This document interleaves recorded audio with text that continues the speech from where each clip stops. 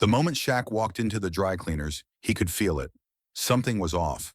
The clerk's eyes locked onto him, stiffening like she'd just seen a threat. She didn't ask for his ticket. She didn't greet him. Instead, she clutched the counter like she was bracing for something.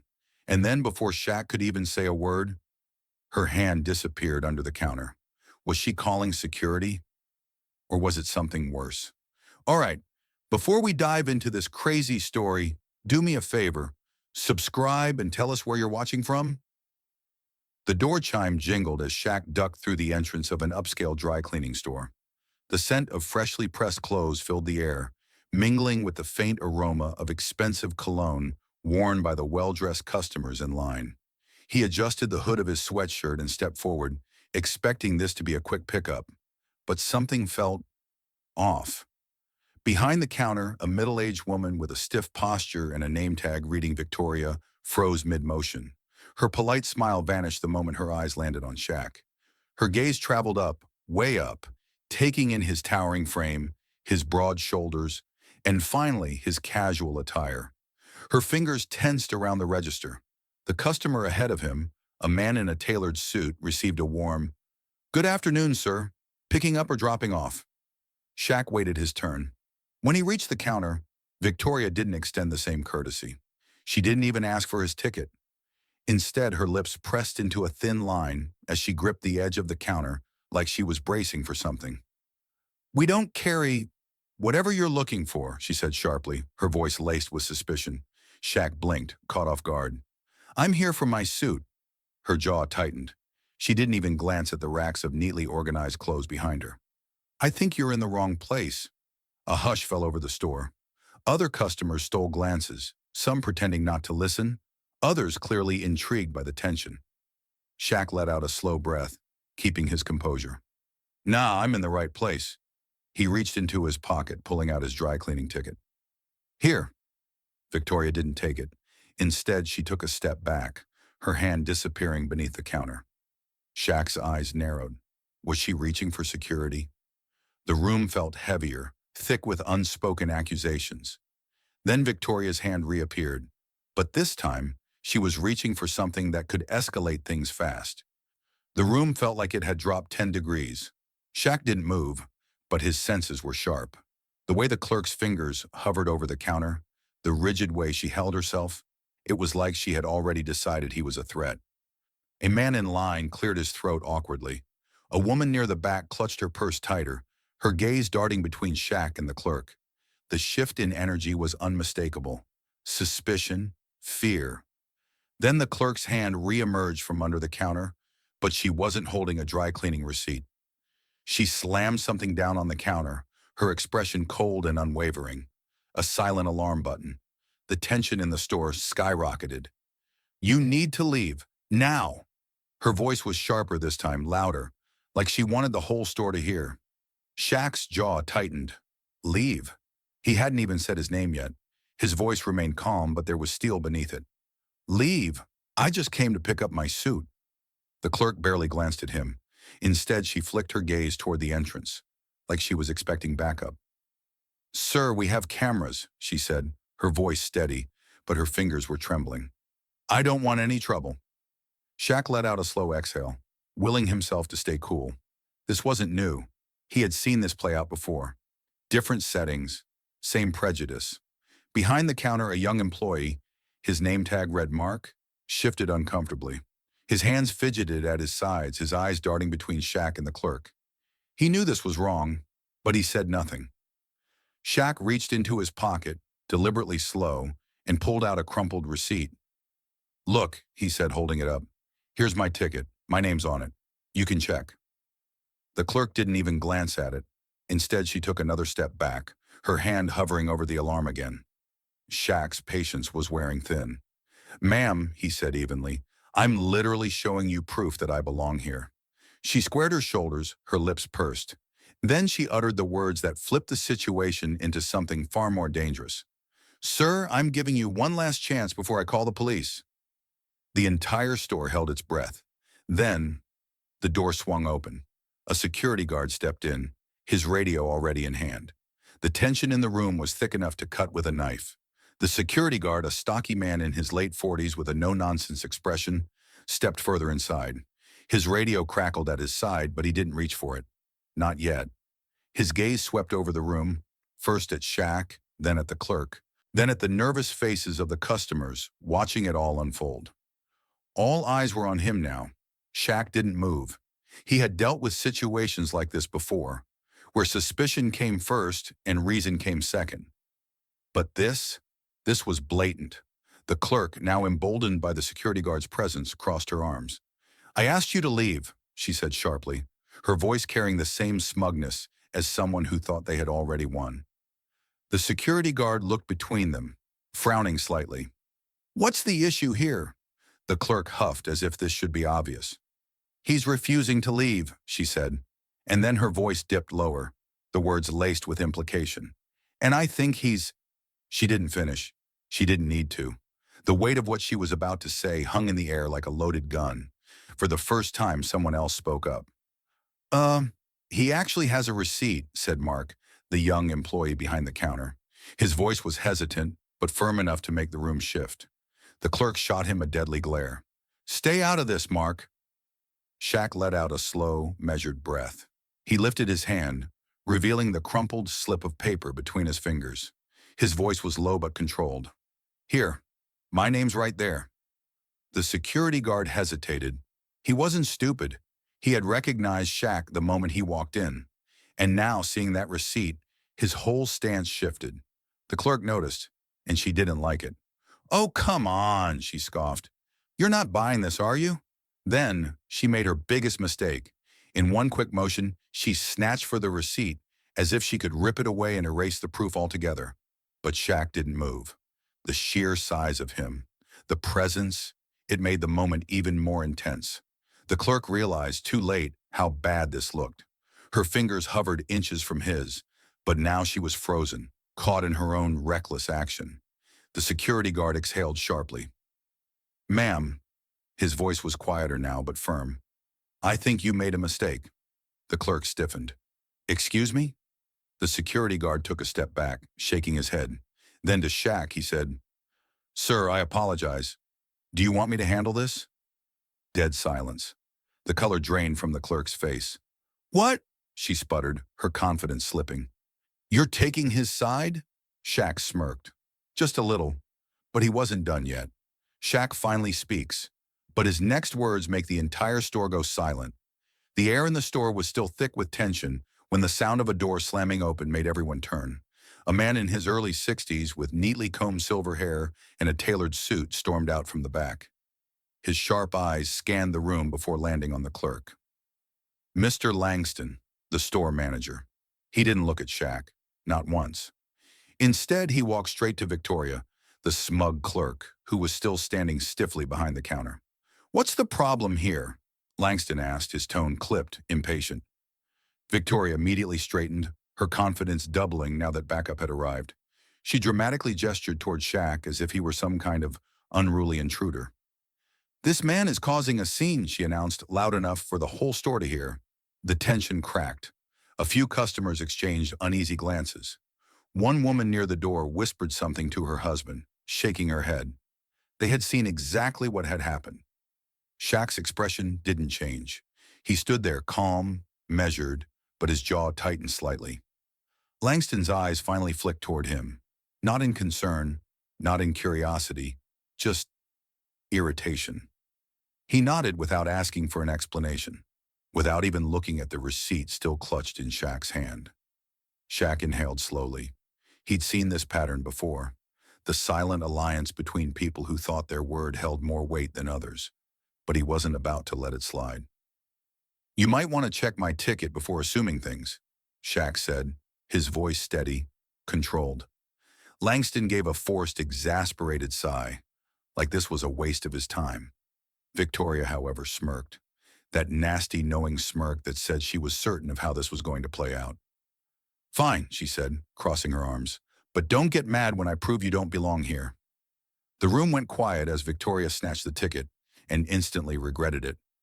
Victoria barely glanced at Shaq as she yanked the receipt from his hand, her fingers tightening around the paper, like she expected it to reveal something damning. The tension in the store was palpable. Conversations had quieted, and now all eyes were on her. With an air of exaggerated confidence, she spun toward the computer, her nails clacking against the keyboard as she punched in the order number. Click, click, enter. The screen flickered, then flashed a name in bold white letters. Shaquille O'Neal. For a moment, she didn't move. Her breathing hitched, her fingers suddenly frozen above the keyboard. The confidence, the smirk, all of it drained from her face in a real-time. Langston, who had been impatiently watching from behind, frowned at her hesitation. "Well?" he asked, leaning forward slightly. "What's the problem?" Victoria's lips parted slightly, but no words came out. Langston sighed, clearly annoyed. He stepped closer, peering at the screen himself. But the second his eyes landed on the name, his expression changed. The color visibly drained from his face. His shoulders squared, his posture stiffened, and for the first time since stepping out of his office, he looked uneasy. A single beat of silence hung in the air. Langston finally spoke, but his voice was barely a whisper. "Wait, Shaq?" Shaq folded his arms, watching him closely. "Yeah." Langston's throat bobbed as he swallowed hard. "As in, the shack?" Shaq tilted his head slightly, his expression unreadable. "The same one you were about to kick out." A ripple of murmurs spread through the store. One of the customers, an older gentleman, shook his head. "Oh boy," another whispered. They really didn't recognize him. Victoria finally moved, stumbling back half a step. Her fingers twitched as if she wanted to hit a reset button, as if she could undo the last 5 minutes. Langston turned to her slowly, realization dawning on his face. They had just tried to throw out a multi-millionaire sports legend. The mistake had already been made. Now the question was, how was Shaq going to handle it? Would he let it slide? Or would he make sure they learned their lesson? Victoria's hands trembled slightly as she stepped away from the computer, her face pale. The energy in the store had shifted completely. Moments ago, she had been in control, ordering Shaq to leave, reaching for the alarm, treating him like he didn't belong. Now she looked like she wished she could disappear. Langston, still staring at the screen, forced a chuckle that sounded anything but natural. "Mr. O'Neal, sir, I think we've had a bit of a misunderstanding here." He straightened his tie, attempting to regain composure. Shaq raised an eyebrow, crossing his arms over his broad chest. "Oh, I bet it is." The quiet murmurs in the store grew louder. Customers who had once stayed silent were now shaking their heads, a few pulling out their phones, capturing the moment. The shift was unmistakable. Shaq wasn't the one on trial anymore. Langston and Victoria were. Victoria swallowed hard. Look, she stammered, her voice suddenly sweeter than before. "We have certain policies in place to ensure the safety of our store. We just have to be cautious." Shaq's smirk deepened. "Cautious?" He let the word hang in the air for a moment before shaking his head. "Nah, let's be real. This wasn't about caution." Langston attempted damage control, stepping forward with his palms up.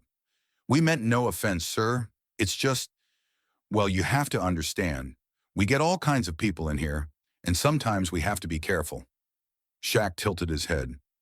"Careful? Let me get this straight. I walk in, and I'm a thief. But the moment you realize who I am, suddenly it's just a misunderstanding?" Langston forced another weak smile. "It was never about that, I promise." Shaq let out a short, humorless laugh. "That's funny, because a minute ago, you were ready to have me thrown out." A woman near the counter muttered, "They didn't look cautious when the other customers walked in." Another customer nodded. "Exactly. We all saw it." The store was turning against them. Langston's jaw clenched, realizing they were losing control of the situation fast. Victoria, desperate, forced a laugh. "Well, surely you can't blame us for being cautious?" Shaq's expression darkened. "Cautious?" he repeated. "Let's talk about that." Mark exhaled sharply, his hands gripping the counter as if steadying himself. The weight of the moment pressed down on him, but he knew this was his chance to do the right thing. The store was unnervingly quiet now. Even customers who had whispered among themselves earlier stood frozen, waiting for what he'd say next. Langston, standing stiff as a board, shot him a warning glare. A silent threat. But Mark was done looking the other way. He cleared his throat, his voice wavering at first. I've been working here for a year now. His gaze flickered to Victoria, then Langston. And I've seen this happen before. More than once. Victoria's eyes widened, panic creeping into her features. Mark, she warned, her voice sharp like a blade. But Mark wasn't backing down. He looked at Shaq now, his expression full of regret. You're not the first person they've done this to. Shaq's jaw clenched. He didn't say anything, but the shift in his stance was noticeable. He'd expected discrimination. What he hadn't expected was proof that it wasn't an accident. It was a pattern. A woman in the crowd gasped. A man muttered something under his breath. Someone else whispered, "Unbelievable." Langston's nostrils flared, his composure slipping. That's enough, Mark. His voice was forced, but beneath it, there was fear. Mark shook his head. He wasn't stopping now. I saw it with a young black father last month, Mark continued, his voice growing stronger. He came in with his little girl. He had his receipt, just like Shaq. His throat tightened. Victoria told him there was nothing under his name, even though I saw his order in the system. Shaq's fists tightened at his sides. Mark looked down. Guilt thick in his voice. He left, confused. And after he was gone, I watched Victoria pull up his file. His voice dropped. She had put his suit in the back. Out of sight. The room collectively inhaled. A woman near the counter shook her head in disgust. You mean to tell me she hid his order? On purpose? Mark nodded. More murmurs spread, rising in volume. People were angry now. Langston's face had turned an ugly shade of red. That's a lie, his voice cracked. This is slander, and I won't stand for it. Mark turned to him, eyes blazing. Then explain why I quit that night. The store erupted into chaos. Shaq exhaled slowly, his patience thinning. I think we need to call the owner, he said. The store had never been this quiet. Jake's voice, though shaky, carried the weight of a bombshell. Victoria, she does this all the time. A murmur spread through the crowd. Eyes darted between Jake, Victoria, and Langston. The tension was thick enough to cut with a knife. Langston's face drained of color. His jaw tightened, but he forced a chuckle. That's a serious accusation, kid. Jake swallowed hard, but stood his ground. His knuckles were white from gripping the counter. I know what I saw. She assumes black customers can't afford our services. If they ask too many questions, she suddenly loses their orders or overcharges them. Gasps rippled through the store. A woman near the register clutched her purse. I knew something was off. My husband's suit was 3 times more expensive than mine. Another man frowned. I stopped coming here because my bill was always mysteriously higher than my friend's. Victoria's mouth opened, then closed. The mask of arrogance she wore so well was starting to crack. Shaq exhaled slowly, his gaze like a spotlight on her. That true? Victoria's lips twitched, searching for an excuse. But the silence stretched too long, too damning. Langston stepped in fast. His voice, normally smooth and commanding, now sounded forced. This is ridiculous. A blatant lie. You're trying to ruin a woman's career based on hearsay? His eyes darted around the store, desperate for backup. Jake didn't back down. Then check the records. The entire store froze. Langston stiffened. Excuse me? Jake's confidence grew. If I'm lying, the numbers will prove it. Check how much black customers have been charged versus others. A low murmur swept the store. Victoria's hands clenched into fists. Shaq smirked. Yeah, Langston, that should clear everything up. Right? Langston hesitated. For too long. A thick, unbearable silence took over. And just like that, everyone knew. Someone pulled out their phone. I think the internet's going to want to see this. The air inside the store felt thick, like a storm was about to break. No one moved, no one spoke. Even the hum of the ceiling lights seemed distant compared to the tension crackling between Shaq and the store's staff. Shaq stood at the counter, his massive frame looming over the shrinking confidence of Langston and Victoria. His face was unreadable, but his silence, louder than anything. Then finally he nodded slowly, deliberately. Okay, he said, voice calm, controlled. So here's what we're going to do. No raised voice, no threats, just 6 simple words. And yet somehow, it was enough to send a chill through the room. Langston's shoulders twitched. "Do?" His voice cracked slightly. Shaq reached into his pocket, fingers moving smoothly over his phone screen. The quiet beep of him unlocking it sounded deafening in the tense atmosphere. Then he pressed a number. A direct call. No hesitation. Langston's breath hitched. His hands clenched at his sides, and for the first time, the confidence he carried shrank into uncertainty. "Whoa, who are you calling?" Langston stammered, a nervous chuckle escaping, an attempt to regain control. Shaq lifted his eyes, unbothered, amused even. "The owner," he said. Gasps rippled through the store. A customer near the front actually dropped their phone. The woman who had spoken up earlier covered her mouth. A man near the back muttered, "No way." Langston's face drained of color. "The owner?" His voice was barely a whisper now. Victoria turned to him, panic flickering in her eyes. "The owner?" she repeated, as if saying it out loud would somehow make it untrue. "Shaq?" He was already speaking into the phone. "Hey, Wallace, you busy?" His tone was casual, too casual, like he was calling an old friend. Because he was. Langston looked like he was about to collapse. Wallace. Mr. Wallace. The owner of the entire luxury dry cleaning chain. The man who signed their paychecks. The one person Langston had zero power over. Victoria took a tiny step back. Her fingers trembled against the register. The store had never been this silent. Even the customers, most of whom were still recording, watched in stunned silence. Shaq let out a low, knowing chuckle as he listened to the voice on the other end. His eyes never left Langston, a predator waiting for the final move. "Oh, you want to know who?" Shaq asked, tilting his head. He gestured lazily toward the front counter. "Let's start with your manager." Langston made a tiny, choked noise. "And Victoria, too," Shaq added, nodding toward the clerk. "She's been real welcoming." Victoria let out a sharp breath. Sir, this is all a mistake.